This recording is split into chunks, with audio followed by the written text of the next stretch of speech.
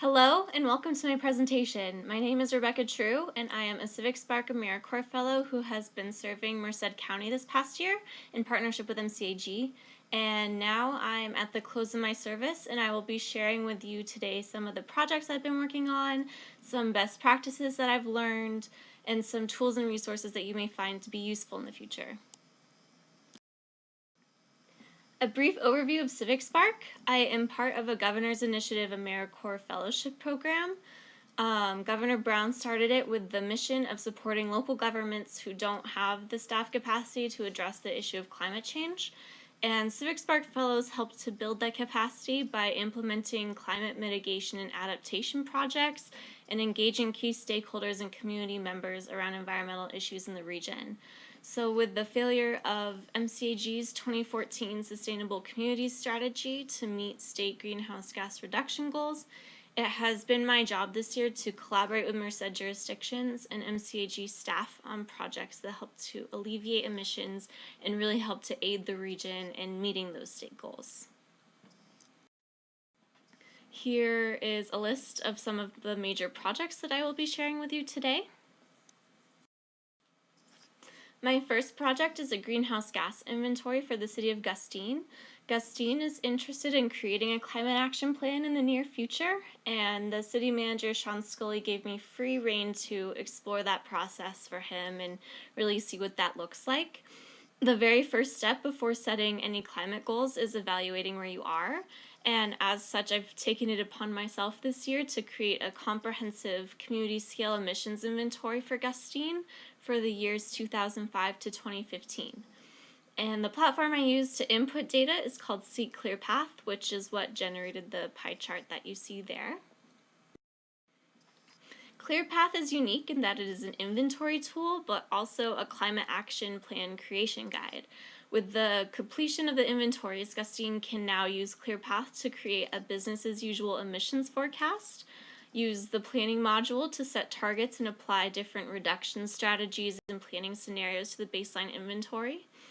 And from there, the city can analyze the emissions reduction and financial impacts of various measures in ClearPath and then go through a public and environmental review process to finalize a climate action plan, then use ClearPath's monitoring module to track progress. So the platform is very helpful in that way, being all comprehensive and all in one platform. It uses cloud software and is available to all local governments who may want to record their emissions or explore methods of reducing them. The next project I worked on is the Affordable Housing and Sustainable Communities Grant. I was selected to be part of a San Joaquin Valley Technical Assistance team organized by the Strategic Growth Council to aid Valley applications in becoming more competitive with other regions in the state so that we'd better be able to secure funding. And AHSC funding comes from the Cap and Trade Greenhouse Gas Reduction Fund and is meant to go towards increasing access to alternative transportation modes in vulnerable communities. There are three categories: transit-oriented development, integrated connectivity project, which is more than half-mile from high-quality transit, and rural innovation project area, so that all densities are able to benefit from alternative transportation access. And I do believe that AHSC is a promising source of government funding for Merced County. However, I do have some best practices to share. Firstly, it is so easy to get swept up into the housing component of a project, and housing projects generally don't focus as much on transportation modes and overall community connectivity as much as they should. So to be competitive for this grant, there are really key aspects to consider because at the end of the day it is cap and trade funding, and many of the points come from how successful the project is at reducing emissions and vehicle miles traveled. Also, it would be beneficial to have a good idea of what political and financial backing you already have in place. The timeline between release of the application and the concept proposal deadline is extremely compacted, and applicants will need to move quickly, so getting a project as close to shovel ready as possible would really help to make an application stronger in the end. Green Trip Connect is also a new tool that has launched recently. It enables you to select a site for a current or even a hypothetical development, and it then automatically calculates all of the transportation options for the site, as well as the projected impact of the project on greenhouse gas emissions and vehicle miles traveled.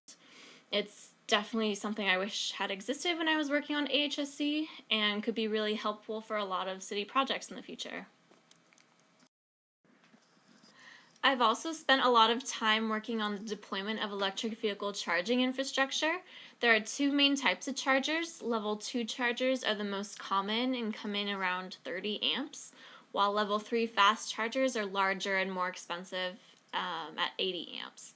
And being in the valley, though, we have a lot of incentives available for the adoption of clean vehicles and chargers.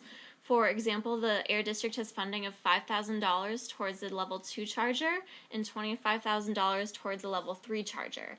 And in my experience, that generally covers most, if not all, of the costs associated with installation of chargers, given that the chargers are sited close to an electricity source.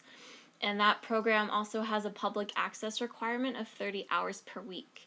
EVgo also has a program to install a minimum of 10 make-ready stubs or conduits on properties, and with $3,000 per stub, this covers most of the costs of trenching and wiring, which is where the majority of charger installation costs come from. And with building codes starting to regulate properties to be EV ready and have those conduits in place to be able to put a charger on top of later in the future with expansion, this is a really good opportunity to explore. And not having public access requirement, I've been promoting that EVgo project a lot to multi-unit dwellings and school districts where lots are generally more private.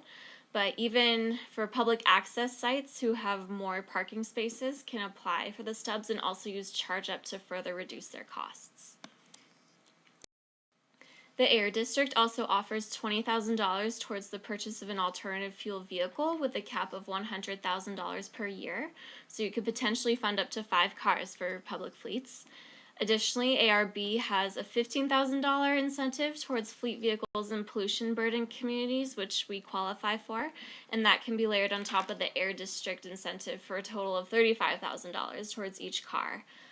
If you'd like more information about electric vehicles and the charger incentives, I encourage you to reach out to Joseph Oldham at the San Joaquin Valley Clean Transportation Center. You can get his information from MCAG staff.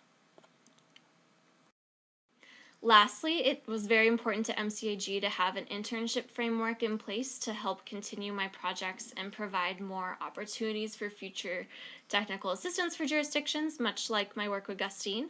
I've created a framework targeting students at UC Merced and Merced College who may be interested in working in sustainability or gaining local government experience. My handbook includes an intern training checklist, guidelines for communication and feedback, and sample job descriptions, and that will all be handled by both Stacy Dabbs and Eva Garibe at MCAG. They are planning on talking with the jurisdictions in the future to potentially expand the program out into city offices for added project support. And if you do have any questions or comments about my work or have new ideas for similar work that can be carried out in Merced County, I encourage you to reach out to Stacy Dabbs. She will be helping to carry on my work and is always looking for new opportunities to better serve Merced jurisdictions. Thank you.